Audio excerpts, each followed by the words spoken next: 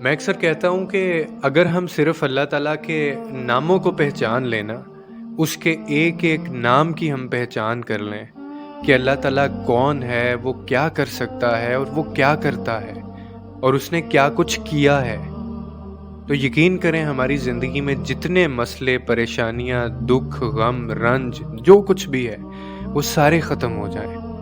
और जो अल्लाह के प्यारे बंदे होते हैं ना, जो उस पे यकीन रखते हैं, वो ना तो माजी के गम में रहते हैं और ना ही मुस्तकबिल का खौफ उन्हें खौफज़दा करता है, क्योंकि वो जानते हैं कि अगर उनकी ज़िंदगी में कोई मसला आएगा भी तो वो अल्लाह से दुआ मांगेंगे और अल्लाह ताला उनका मसला हल कर देगा।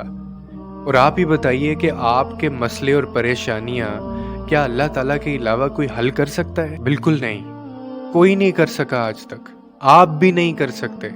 उसकी रज़ा होती है तो मसला हल होता है, वो कुन कहता है तो चीज़ें होती हैं। वरना कितने ऐसे मामलात होते हैं, आपने कितनी ही कोशिश की होगी ज़िंदगी में या लोगों को कहा होगा, लोगों ने कितनी कोशिश की होगी, लेकिन वो मामला हल नहीं हुआ क्योंकि उसकी रज़ा शामिल नहीं थी।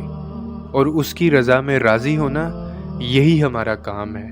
आप इस दुनिया में अल्लाह का इंसाफ कायम करने आए थे, लोगों की मदद करने आए थे, इंसानों को उनका हक देने आए थे, लेकिन अफसोस कि हम अपने ही मसलों में उलझ बैठे हैं। इसीलिए वो काम करें जो आपके करने का है, उन कामों को मत पकड़ें जो अल्लाह के करने के काम है। उससे सिर्फ उसकी रज़ा मांगें और उसकी रज़ा में राज़ी होना सीखें। आपके सारे मसले हल हो जाएंगे।